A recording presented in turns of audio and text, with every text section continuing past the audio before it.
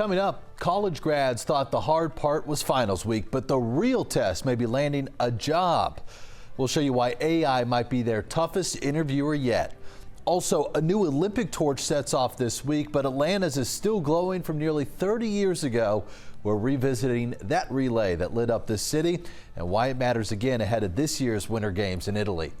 And this Thanksgiving, you might not need a designated driver because someone just volunteered for the job. We'll share who's looking to pick up the tab for your ride home. This is The Take.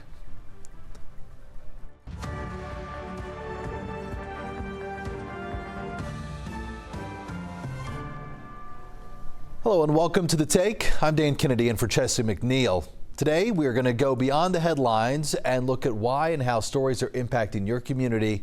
Experts will share what they know and we'll have a little fun too. Well, we are highlighting a milestone that is reshaping Atlanta. Dozens of students now armed with the tools to take part in construction projects on the city's west side. As 11Alive's Joe Ripley explains, the graduates of Westside Works' 50th construction ready class aren't just seeing change happen in their neighborhoods, they're making it. Over on Atlanta's west side, you'll find a neighborhood in transition. Progress, man. They making it better. You know, back then it was, it was kind of, not so good. We'll just say that. So now that, the development is kind of happening, it look a lot better. Christian Clark Ward moved to Atlanta as a boy and has seen change with the swing of a crane. Clark Ward now has a daughter with autism, and she's inspired him to help build a better community for those with special needs. My goal is to help build communities in poverty.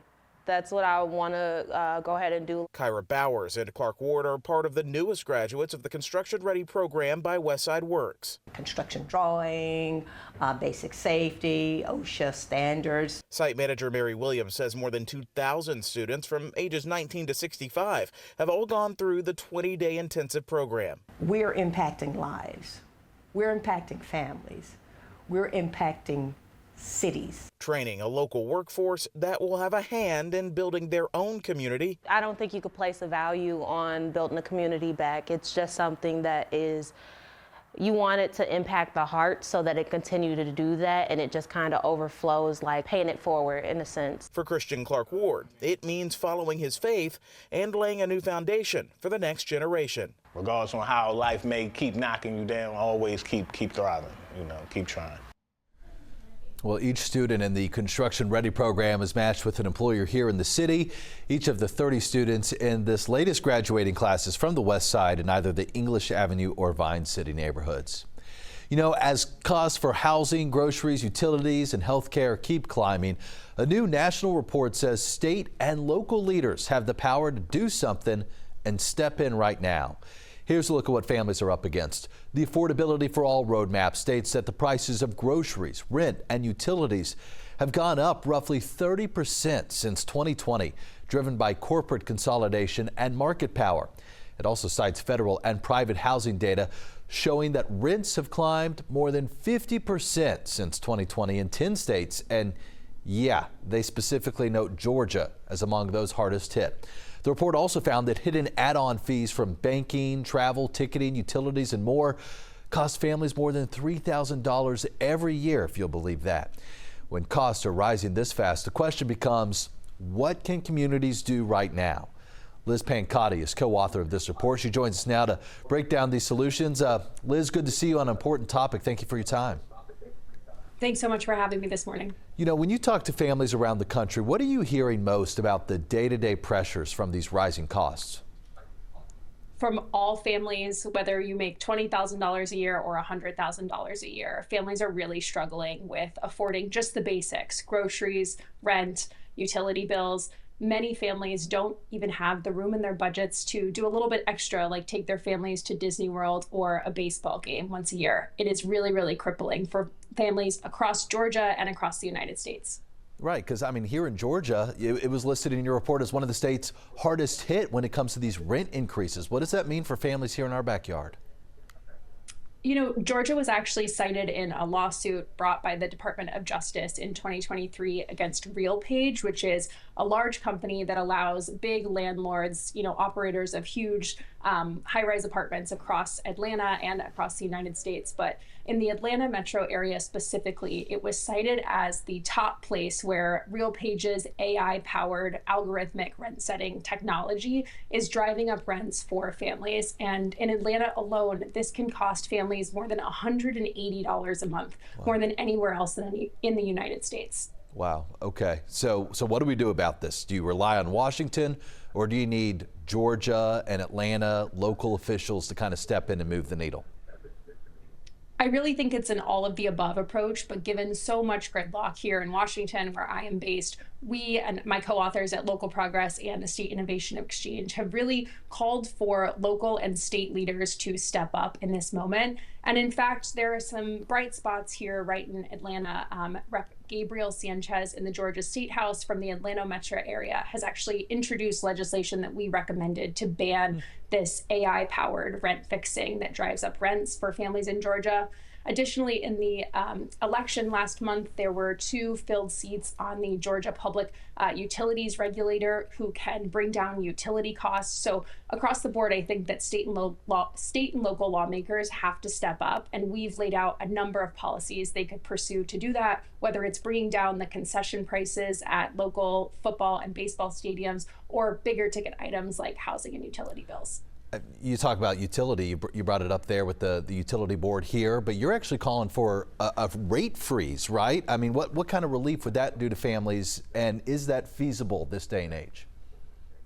What we've called for is kind of a bifurcation where typical families who use a normal amount of electric power to, run their HVAC systems or turn the lights on, those folks should pay a much lower rate for kilowatt hours of electricity relative to big super users like data centers or cryptocurrency miners. And so what we've called for is the State House to create a system that sets a lower rate for families.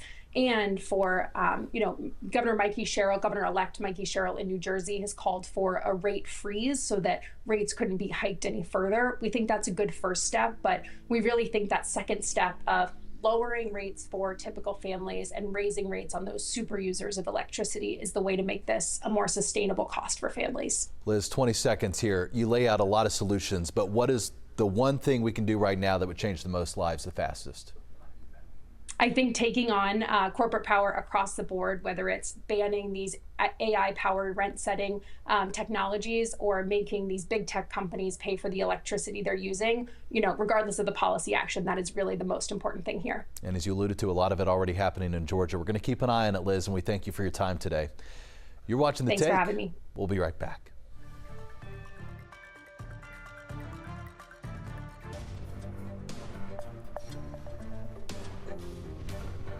President Donald Trump inserted fresh tensions into the high-stakes Ukraine-Russia peace talks on Sunday, publicly accusing leaders in Kyiv of showing no gratitude for American support, just as U.S. officials in Geneva were working to show a united front.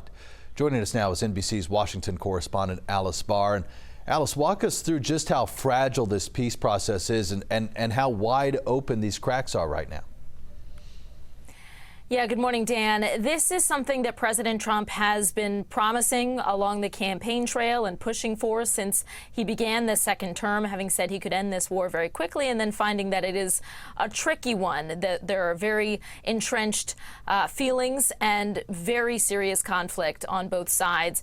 And now we've just been seeing that Russian attacks on Ukraine are only ramping up, targeting in many cases the heat and electric infrastructure, which makes things very dangerous heading into the winter.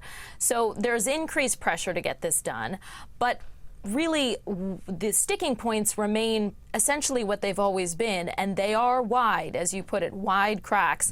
I thought this was very telling. In a phone call with Turkish President Erdogan, Russian President Vladimir Putin said that the American proposals for this peaceful settlement are, quote, consistent with the discussions at the Russian-American summit in Alaska and could form the basis for a final peace settlement. So coming out of that summit in Alaska, the Russian-American meeting, there was a lot of criticism criticism that Russian President Putin had been able to influence the discussions and had been able to influence President Trump to come up with something that was more favorable to Russia. And that is the same objection that we're getting now, that a lot of the principles here that have been laid out are things that Ukraine has said are a red line that they will not cross. So it's difficult to see how you bridge that gap. So they're drawing the red line, and it appears the White House trying to press Ukraine to cross that red line and accepting this 28-point peace proposal. And they want them to do that by Thanksgiving, which, 72 hours away. How realistic is that timeline? Yeah, I think President Trump likes a deadline. He likes to put things in terms like that to try to move things along with urgency. He did say, President Trump, that he posted that he's feeling optimistic that things, in fact, may be progressing toward a resolution. But I mentioned, these red lines. So some of the things that are laid out in this 28-point peace plan are hard-nosed, have been hard-nosed from Ukraine all along. It's things like requiring that Ukraine cede a full fifth of its territory, which includes much land that Russia now occupies, but also includes areas that Russia does not occupy, but that Ukraine would be required to hand over. It requires the shrinking of Ukraine's military by about a third, and it cuts off a path to join NATO for Ukraine. Those are all things that Ukraine has long said would be necessary to arrive at peace, and things, by the way, that European allies really want to see happen. They've come up with an alternative proposal that is more friendly to Ukrainian interests. So with all of that in mind, difficult to see getting over those major hurdles, and certainly by Thanksgiving. Though we did hear from Ukrainian President Zelensky. He says that they're trying to find compromise wherever strengthens but doesn't weaken the Ukrainian standpoint. Final question to you. What's the next step from here, and has Russia said anything? Yeah, we did hear from the top diplomat to Russia saying that they have not received anything formal or rather top diplomat from Russia saying that they have not received anything formal from the U.S. and Ukraine coming out of these discussions.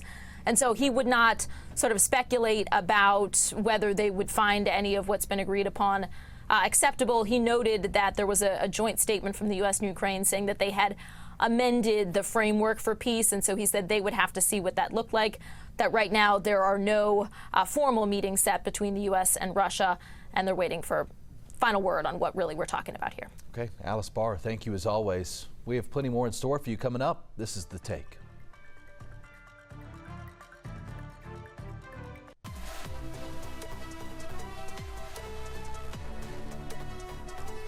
Later this week, the countdown to next year's Winter Olympics in northern Italy will really ratchet up as the lighting of the flame in Olympia, Greece takes place on Wednesday.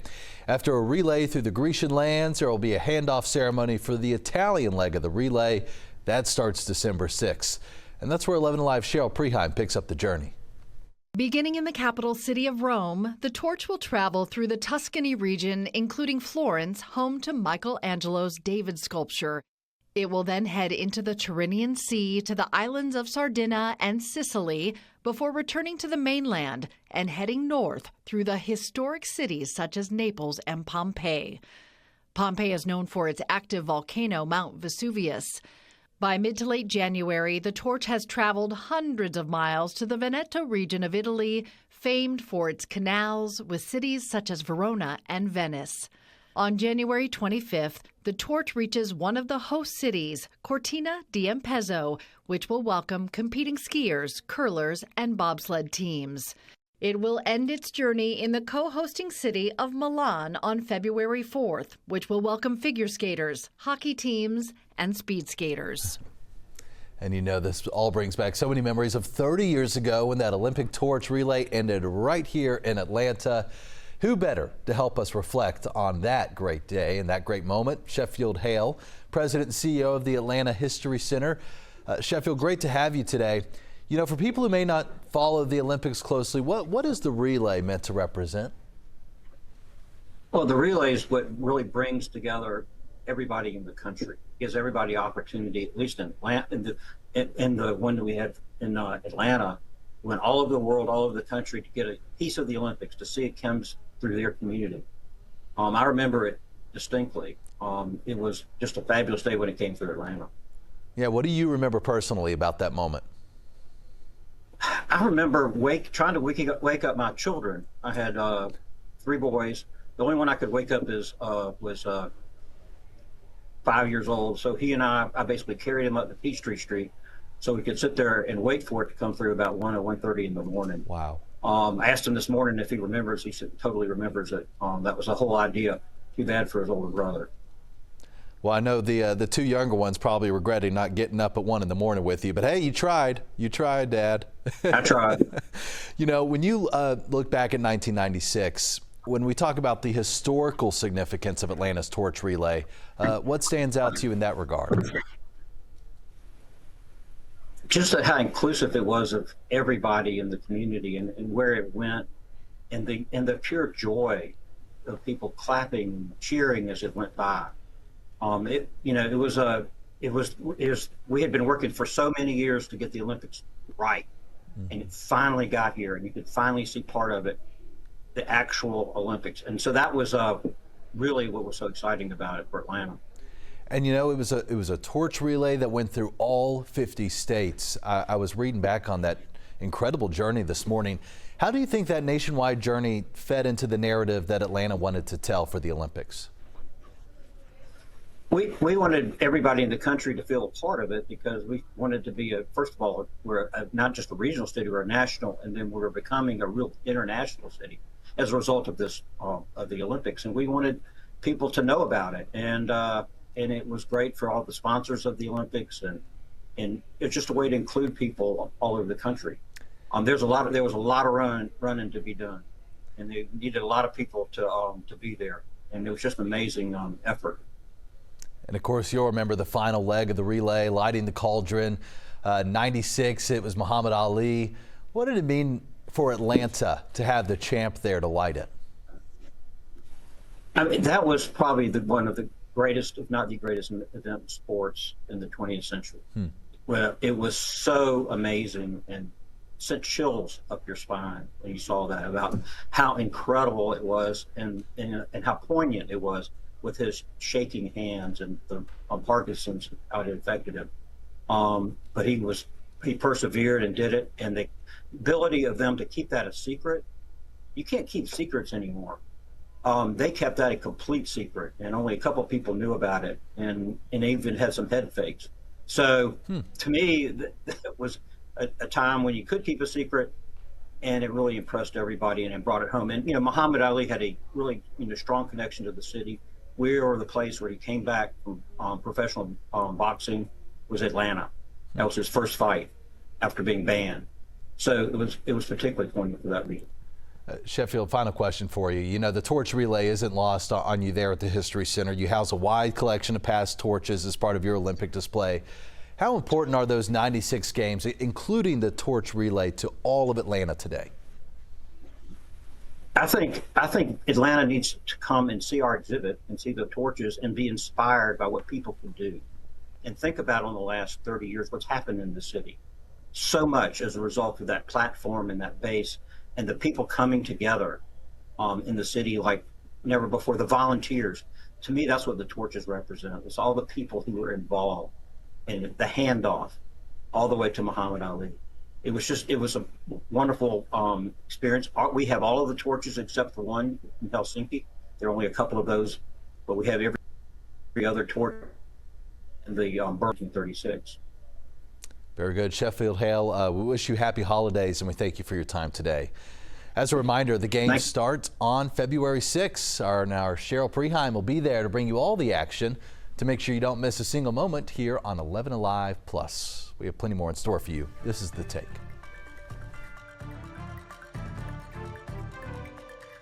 Right now, there is a growing number of college graduates who say they are struggling to land that first job after walking across the stage. And many experts point to a changing labor market where artificial intelligence is reshaping entry-level work. The unemployment rate for recent college grads, those adults ages 22 to 27, averaged about 5.3% in the second quarter of 2025, much higher than expected. Add to this, entry-level job postings for grads have fallen more than 30%, with roles most exposed to AI experiencing a steeper drop. As for those doing the actual hiring, about 82% of companies now use AI to review resumes or applications. making it harder for new grads to stand out right after getting that diploma. Let's look for some answers in all this as we do each Monday with local financial expert Andrew Poulos. Andrew, great to see you again. You know, some sobering numbers there if you're looking for a job. Do you think this is temporary cooling or kind of long-term restructuring when it comes to entry-level work? I think there's a little bit of both, right? First and foremost, we're in a soft labor market, and we can see that by employers who are constantly having layoffs. I mean, large companies, mid-sized companies are having layoffs, and then the restructuring as employers, particularly the big ones, are focusing more and more on AI. So I think the future is that AI will be used more, and that's going to take away from entry-level jobs. The issue is college grads who are coming out are facing a very tight labor market. I think upwards of 10.4% unemployment rate compared to 4.4% nationally right now. So that number is a stark difference between the overall market and where we are for young adults. So what do you think are the biggest forces creating this bottleneck? You know, so many people, so few positions. Yeah, look, it's going to be a tight market, so you got to compete against other college grads coming out if you're a recent grad, and you got to compete against technology, AI. I mean, AI is not going away. It's just going to be used more and more. It's going to be part of our everyday lives going into the future, and we can start, you know, we're starting to see companies that are pivoting towards AI. So you got to figure out how to get that job, right? You're one of probably thousands of college grads seeking a job. You got to remember that if you're a college grad, your first job is not going to be a dream job. Your first job is probably not going to be the kind of money that you were hoping to make coming out of school. So you got to figure out how to land that first job, get some skills, get the resume beefed up, and then you can pivot to a better position in the future. But you got to, you know, just come to terms with that first job is not going to be the one that you really were looking for coming out of school. Yeah, you don't really have the leverage exactly at age 22 right out of college to do some salary negotiation either. Yeah. I speak from experience. You know, you have young people racking up tens of thousands of dollars in student loan debt right now, and now they really have no way to start paying it off as they sit on the sidelines. So what does this moment say about the return on investment of a college degree? Look, what it tells us is that it's a difficult situation, and the return on investment initially may not be all that great. I mean, we're seeing blue collar you know, jobs paying better than white collar jobs. So you've got technical schools who are putting out students who are able to get jobs quicker than white collar.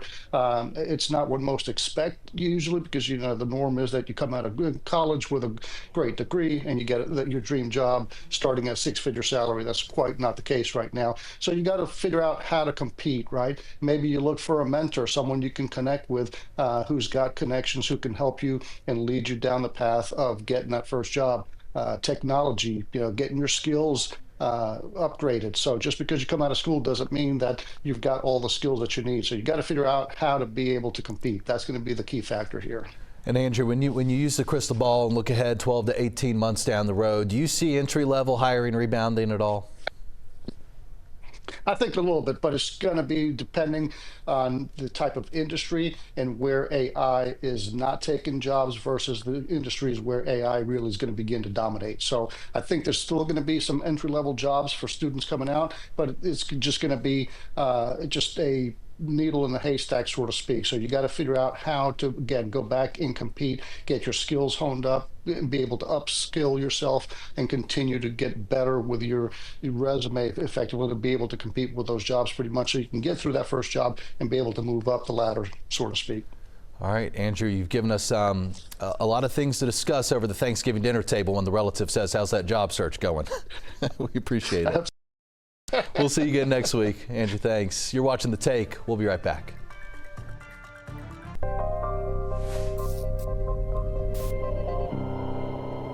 A local veteran tells 11Alive News investigates he's lost thousands of dollars because of a misunderstanding with his county tax office, and he believes other families may be in the same position and not even realize it. Investigator Savannah Levins joins us now to break it all down. Savannah. Yeah, Dan, this is all about a special homestead exemption for disabled veterans. It can save applicants thousands of dollars a year in property taxes, which is great, but there seems to be some confusion about how it works. Veteran Alex Pelkey from Newton County reached out to 11Alive Investigates, saying as a 100% totally disabled veteran, he should qualify for that homestead exemption under Georgia law. So he applied when he bought his home in 2018, and he's done it again every single year since. But the Newton County Tax Office denied his application each and every time, saying the exemption only applies to veterans who are totally and permanently disabled. Now, that was true in the past, but the law changed in 2015 to expand to include veterans with a 100% total disability rating. So Alex says it's cost him nearly $20,000, Dan, to date, just because his tax office was confused about the law. It does sound confusing. What's the difference between totally disabled and totally and permanently disabled? Right. I mean, as a civilian, it is kind of hard to understand, right? So a total and permanent disability essentially means that the VA does not foresee your condition ever really getting better. A 100% total disability means your injuries from your service make you essentially unemployable, but there may be a chance that you get better. So that one word, permanent, in that law change in 2015 seems to be tripping up a lot of these county leaders, and kind of understandably, you know? Okay. So what's next here in this case? So now when we reached out to Newton County about Alex's case specifically, the tax appraiser did acknowledge the misunderstanding and offered to refund some of his overpaid taxes from the last 3 years. But Alex says he worries that this is happening to other veterans too. Now I know I'm not the only one that is not getting the tax breaks that they deserve according to the law. And I'm not the only one getting bogus answers from my county. There's hundreds of us across this state that are struggling. Right now on 11Alive Plus, you can watch our full investigation. We get into why Alex only got 3 years of overpaid taxes refunded and not all the way back to 2018, and how other qualifying veterans can pursue this exemption, Dan. Okay, important story. Thanks, Savannah. And if you have a tip you want our team to investigate, call us at 404-873-9111 or email us at investigates@11alive.com. We'll be right back. Hey, welcome back to The Take. We need to tell you about some things going on right now. Thanksgiving, of course, we know one of the most dangerous travel periods of the year. Alcohol, we know a major reason why. According to federal highway data, about 1/3 of all traffic deaths during the Thanksgiving holiday involve a drunk driver. We'll have much more on that coming up in just a minute. But also, we want to tell you that there has been some bumps in the road on the publicity tour for Wicked for Good. Aircraft safety issues kept Ariana Grande from attending the Brazilian premiere. A fan in Singapore rushed her, and Cynthia Erivo lost her voice upon arriving in New York this week. But we're going to get more from Mark Barger now, telling us more about this issue. We'll buy a ticket to go see Wicked. It's a publicity whirlwind that has taken the cast of Wicked for Good around the world. I'm really proud of the work that we've done. I'm really excited to finally let everybody see it. This week, it's been New York City's turn. Both of you are like, it's like a thermonuclear charm bomb has detonated in this studio. The stars have made multiple laps around the 30 Rock headquarters of Universal Studios' sister company. John M. Chu is a genius, and I think he's done a Meisterwerk with this movie, both movies, but this really sticks the landing. I'm off to see the wizard. Talking about the conclusion of a saga that fans and family are finally getting to see. And my niece was there, and I was just watching her just sit there. She was just completely taking it in. And I started crying, and I couldn't stop. Ariana Grande got some wand twirling in on The Tonight Show just before COVID struck, but after she talked about the Wicked for Good experience. It was interesting to watch it for the first time so many years after we had finished, because we shot both simultaneously. So in my head, they're both one story and one experience. Yeah. With the conclusion, moviegoers are about to savor. Mark Barger, NBC Entertainment. Good in theaters right now. It recaptured the box office magic with $150 million over opening weekend. And speaking of money, stocks coming into the shortened trading week a bit on edge. The market opening up just about 10 minutes ago, so we'd love to talk to CNN's Maribel Aber right now, joining us live from NASDAQ market site in New York. Maribel, good morning. What's causing this Wall Street wobble, and how are we looking out of the gates? Hey, good morning, Dan. Let's talk about it. Stocks head into the shortened trading week on the rise after climbing in pre-market trading. The major indices rallied Friday after the New York Fed forecast another possible interest rate cut next month. Investors are watching for several federal economic reports due out tomorrow and Wednesday. So this includes new data on weekly jobless claims, wholesale prices, retail sales, and consumer sentiment. So out of the gate, Dan, right now, a lot of green on the board here. At NASDAQ, we're up about 332, the Dow up 43, the S&P up 52. Okay, we also know about a major shakeup in healthcare coming down today, and we're talking millions impacted here. Here are the details. The Trump administration is expected to unveil a new health care plan as soon as today, Dan. 3 people familiar with the plan tell CNN that officials want to avoid a spike in premiums when Affordable Care Act subsidies expire next month. An estimated 24 million Americans could see their costs more than double or become uninsured. Sources say the new proposal will likely include adjusted income limits and a requirement that all enrollees pay some form of premium. Some lower income ACA enrollees currently qualify for zero premium policies. President Trump has repeatedly suggested giving federal funds directly to individuals to purchase coverage rather than send it to insurance companies. Dan. Maribel, you're also talking about a major recall out today, and this one impacting our youngsters. Yeah, important for parents to know about this one, Dan. An infant play yard sold on Amazon is being recalled for posing a potentially deadly entrapment hazard. The Consumer Product Safety Commission says the design could allow infants to become caught between the mattress and mesh sides, the play yard. This can lead to injury or suffocation. The item was manufactured in China. It was sold under the brand name Anna Queen for around $100. It has fabric and mesh panels featuring the printed design with bare faces and paws. No injuries have been reported so far, but consumers are urged to stop using them and contact the company for a refund. Dan, full details can be found on the Safety Commission's website. Okay, what about this? Something to smile today. Holiday cheer just got a sprinkle of cartoon nostalgia and donut glaze. Now look, I know you do the whole chocolate chip cookie thing. That's your specialty, but tell us how we can score a limited edition of this dozen. Hey, I'm not mad about this one. Krispy Kreme has a new holiday donut collection for fans of Snoopy and the Gang. Dan, the assorted dozen features the colors, classic designs of a Peanuts Christmas. There's Snoopy's Cookies and Cream, Charlie Brown's red ornament, and a Christmas wreath featuring Woodstock. 2 customer favorites also return: the Santa Belly, a white cream-filled donut with a chocolate belt and gold sugar buckle, and the Holiday Sprinkle, an original glaze dipped in chocolate with festive sprinkles. The Peanuts collaboration also celebrates the comic strip's 75th anniversary. They'll be available online and in store starting Saturday. Now, Dan, if we're not listening to Charlie Brown Christmas right now, what are we even doing? You know, I've already programmed my channels to all the Christmas stations, so yes. It's time. I think I might even get my tree today. I'm ready for Christmas. I don't know about you. Let's do it.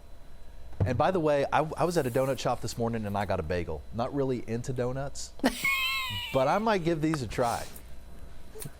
These are good. They look cute, so I'm going to go for it. There you go. We're talking about it at the very least. Maribel, thanks, and happy Thanksgiving to you if I don't see you. You too. Hey, plenty more in store for you coming up. This is The Take.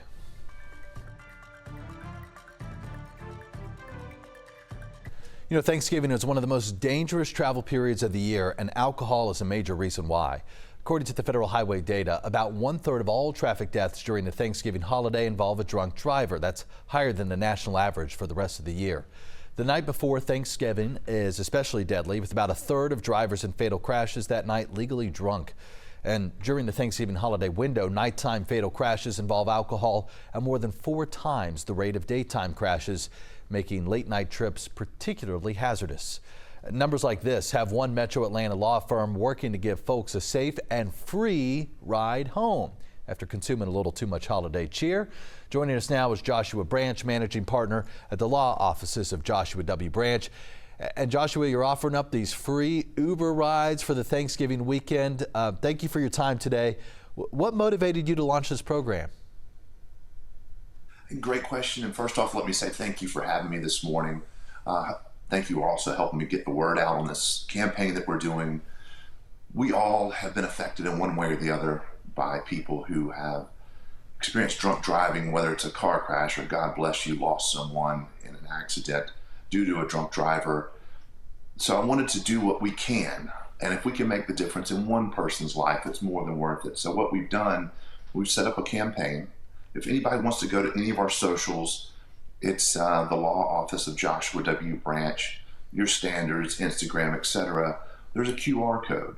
And what we want to do is provide free, safe rides for citizens of this state. And right now, I'm happy to be able to tell you that there is a registration period, but we've extended that registration period one more day. So it's going to continue on until Wednesday at 5. So any of your listeners, and there's no catch. Most of the time I know people are looking for a hook.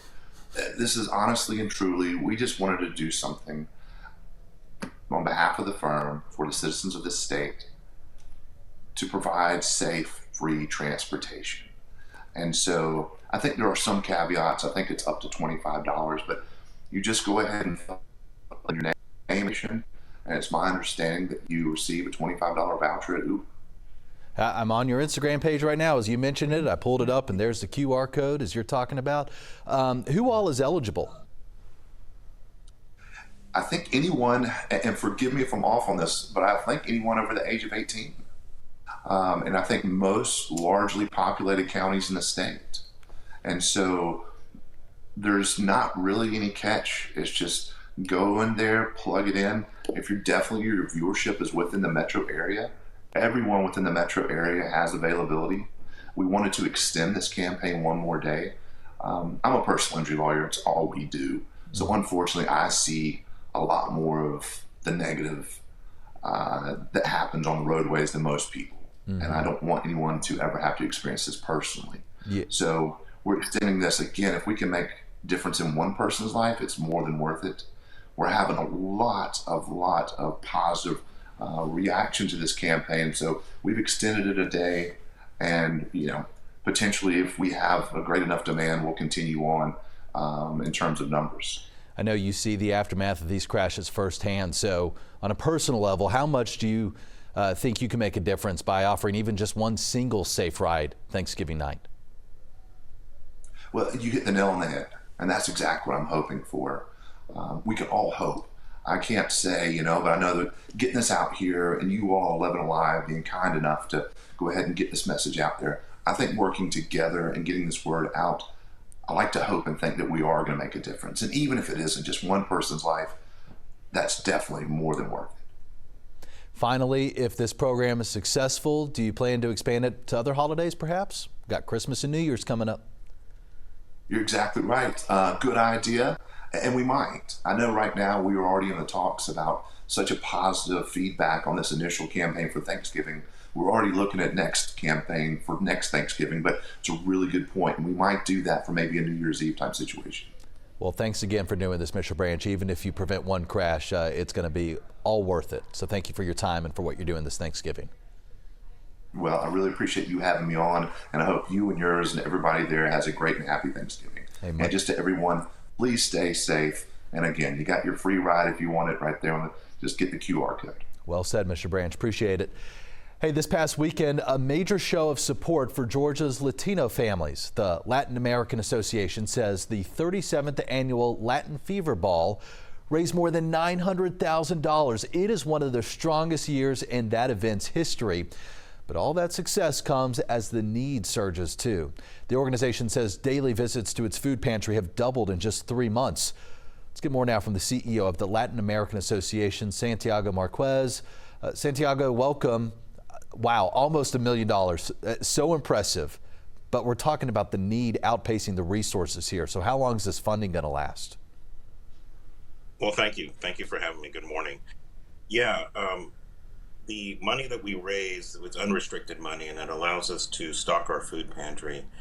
And what I could say is that it cost about $25,000 to stock our food pantry for a quarter. And what's happening now is when we get a delivery from the food bank, in 2 weeks that food will be gone. And we're also doing distribution events. So like this last week, because Thanksgiving's coming up, we did 3 big distribution events where we were serving like 400 to 500 families. And so the food doesn't last very long at all.